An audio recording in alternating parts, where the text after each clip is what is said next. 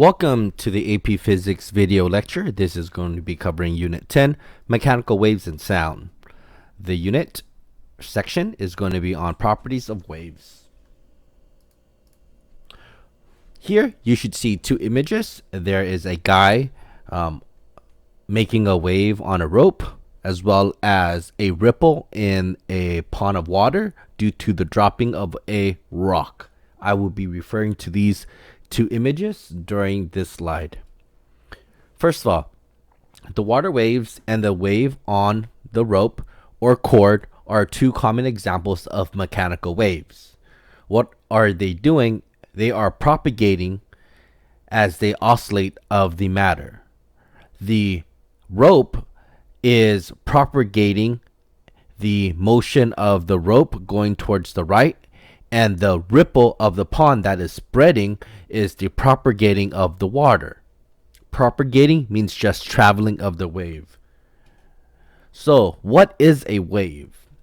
Well, a wave is not itself matter, but rather than the medium in which the waves can travel. So notice, the rope doesn't change, right? But the disruption of the matter in a way that allows the wave or the energy to travel, and it travels in the form of a wave. Same thing as the water example. Okay, the water is not changing, but the distribution of the water particles are, and they are distributing based on the energy of the wave. Okay, so the wave in itself is not matter, but rather than the wave can travel in matter. The matter that it travels through is called the medium. Examples of medium is water and air. Mechanical waves need a medium to travel. The rope is the medium for the hand transmitting that energy, and the water is the medium for the energy there. Energy in a wave. Waves will always carry energy from one place to another. Energy is given to a water wave, for that example, by throwing a rock into the water. The waves will travel on the medium of water, then crash onto the shore. That is how energy was traveled. There are two sources of waves. One is the single wave bump, which is called a pulse. For example, the single pulse is created when the hand pulls up on one end of the cord in the rope example, because one wave is being created. Another one is called the multiple waves, which is called a continuous or a periodical wave. For example, the water in the ripples are created by the source of dropping on the stone. The source is the vibration or the oscillation, and it will propagate and travel outwards and continue that, because more and more waves are created. There are two ways we could classify waves. We just talked about the mechanical ones, the rope and the water. And other one you might see is the electromagnetism wave. The mechanical waves, you will always need matter or a material or a medium for it to be transmitted. It cannot travel through a vacuum. A vacuum is defined as empty space. For example, water, sound, and the vibration of a spring. Okay, here you can see that as the wave crashes onto the shore or the lighthouse, energy is being transmitted. The energy is traveling based on the wave. The electromagnetism wave. No medium is needed for propagation, so this can travel through empty space. This can travel through a vacuum, which is empty space. All electromagnetism waves are transversal. Examples of these are your X-rays, radio waves, and microwaves, and etc. So here is the spectrum of the electromagnetism waves. You have your radio waves. Okay, so the radio waves can actually be transmitted through a vacuum. This is the reason why we can send radio waves up to the space station, right, in space, because it doesn't require a medium. But can we shout in space and hopefully someone can hear? No, because our sound can't travel in empty space, right?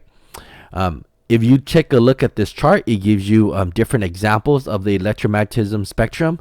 Some things that you should just know here is notice the wavelength here as it decreases in size. Do you see how it keeps oscillating more and it gets smaller and smaller? Also, take a look at the frequency. There is a spectrum of the frequency in which we will see color. We see it in between 10 to the 12 power through 10 to the 15 power. We see color here, right? Anything to the left is red and anything to the right is this color of violet. Let's talk about the characteristics of the wave here. The wave is made up of first a crest and a trough. The highest point is called the crest and the lowest point is called the trough. The amplitude A is the maximum height of a crest or the deepest of the trough. It's relative to the normal or the equilibrium level, which is right here at x equals to 0.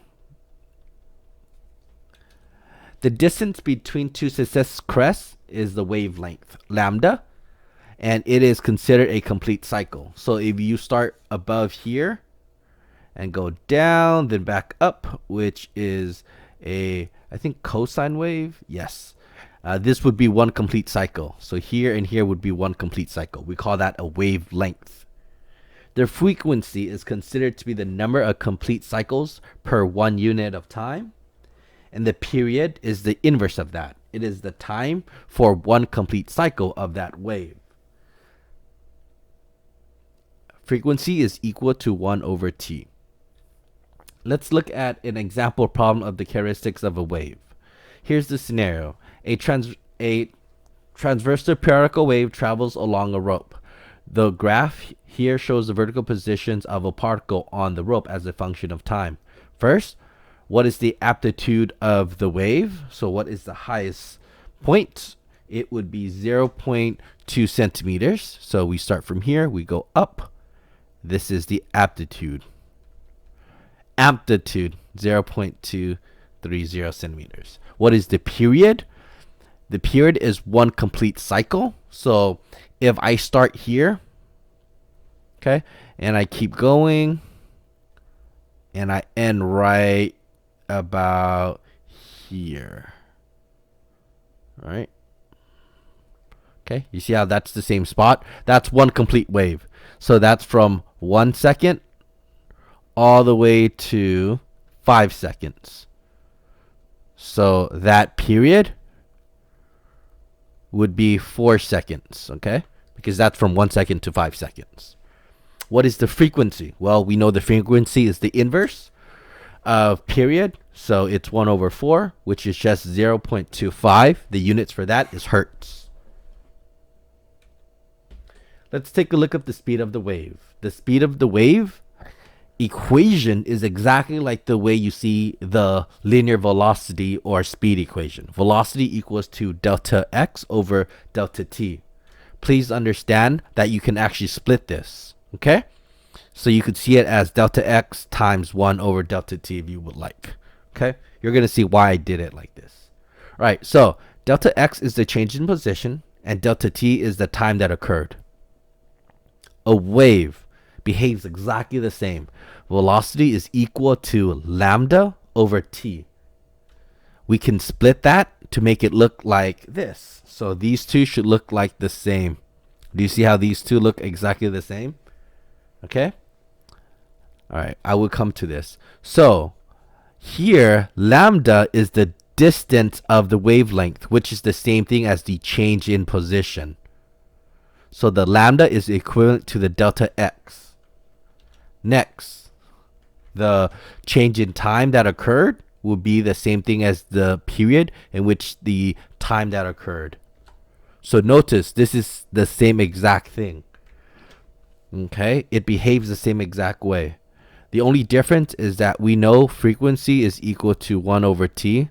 So that's why you will see it, the velocity equation, as lambda times frequency. Okay, this is the most common way you see the equation. So here's a question. What will travel faster, wave A that has a wavelength of 5 meters and 4 hertz, or wave B that has a wavelength of 5 meters and a period of 0.25 seconds? Right, here's the answer. Let's do wave A first. Wave A, you can calculate the velocity of wave A as lambda times frequency. You have the wavelength, which is 5, the frequency is 4. You get 20 meters per second. Wave B, okay, we have lambda times 1 over t, because we have 1 over the period, because you have wavelength and period for wave B. So you plug it in, 5 times 1 divided by 0.25, because that was the period, and you should get the same answer of wave B equals to 20 meters per second. So notice here, both waves have the same speed. Okay? I just wanted to show you these two problems so you could see how you can get velocity of the wave. Okay, there are multiple ways. You can use either the frequency in part A or the period like in part B. There are two major types of waves that we talk about. Okay, we have this classification here: the mechanical waves and the electrical magnetic waves. Part of the mechanical waves, there are two types: the transversal and longitudinal. We're going to talk about those. First, this is a transversal wave. A transversal wave is a wave in which the particles of the medium moves perpendicular to the direction of the wave's motion. Please make sure you understand it is perpendicular. That is very important. In the diagram above, the motion of the particle farthest to the left causes the particle next to it to oscillate. This oscillation is passed through the entire series of particles. Note that the particles are vibrating up and down in the vertical direction, while the wave itself is transferred from left to right horizontally. This specific type of wave motion is called a transversal wave. Our examples are our visible light waves are transversal. Next, we have our longitudinal. Our longitudinal are a wave in which the particles of the medium move parallel to the direction of the wave's motion. So this is parallel. Right. Waves can also move through a material when the particle of the medium vibrates back and forth in the direction the wave is moving. This type of wave is called a longitudinal wave. The leftmost particle is vibrating horizontally in a simple harmonic motion, causing the particle to its right to also vibrate in a simple harmonic motion. The waves is transferred horizontally to the right. An example of this are sound waves, which are longitudinal. This is a comparison of these two based on some key ideas. You should already have these two. The first one, the transversal one, it's directly perpendicular. The longitudinal one is directly parallel.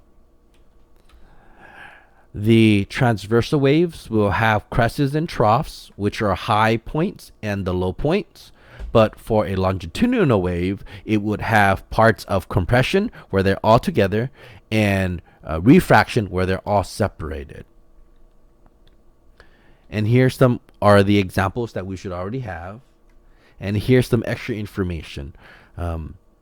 The transversal waves does not create pressure differences in the medium, and the longitudinal does create pressure differences in the medium. This is why a longitudinal wave requires a medium like water or the rope.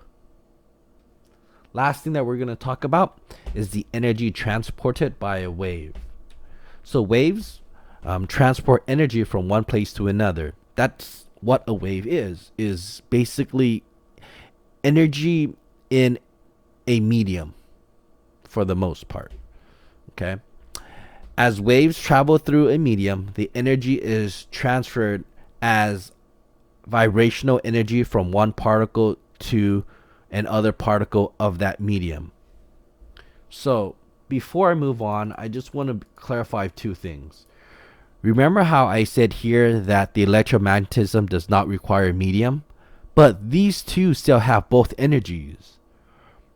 All right? So, it's very hard to think about because here you can actually see the energy hitting the tower, but something that doesn't go through like empty space, how does it really carry energy, right? You can't really touch the wave, right? But it exists in sort of empty space. It's hard to wrap your mind around, okay? But waves will always transmit energy. For a sinusoidal wave, that's the wave that we have been working with, the energy can be expressed by E is equal to 1/2 Ka squared. The K is the constant that describes the stiffness of the wave, and A is the amplitude. The most important thing here to understand is that the energy transporting by a wave is proportional to the square of the amplitude. So here's a question. If the amplitude of a wave is doubled, how much energy will it now have? Here's the answer. This is how the equation looks like after I take out the 1/2 and the K, because I'm only comparing the energy and the amplitude. Remember, the energy is proportional to the square of the energy transported by a wave is proportional to the square of the amplitude. So I double the amplitude, so it becomes 2A. But the 2A is squared, so it becomes 4 times A squared. A squared can just be replaced by the original energy. So the energy final is equal to 4 times the original energy. So the wave has 4 times as much energy as before. That means visually the graph looks higher. Okay, so if we take a look and on a small graph, this would be how it would look like here. Okay, it would look something like this. Okay, right? But now once it doubles, it will look something like this. Right? Okay. Now it has a higher crest and a lower trough because the amplitude, right, is higher here. That's how you know it has more energy. Right? Next. So here is a good diagram of a low energy wave and a high energy wave. And this is expressed in terms of the sound wave. So the amplitude of a wave is related to the energy it will transport.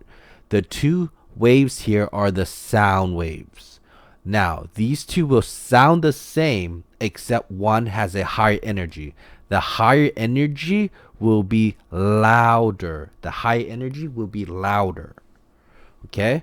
Lower energy would be quieter. That's how sound waves are like. So, with that being said, you want to explain why it is dangerous to have your AirPods set to the highest volume when listening to music or watching film. The answer, the sound waves is higher when the volume is louder. The sound waves will propagate and hit the eardrum and in some case erupt it. The sound wave is higher when the volume is louder, so it will have more energy. Okay, the sound wave will propagate and hit the eardrum with a lot of energy. Okay, I forgot the energy part. And in some case, it will erupt it. With enough energy, it will erupt your eardrums. This is why at loud metal music concerts, people will actually have their eardrum erupted.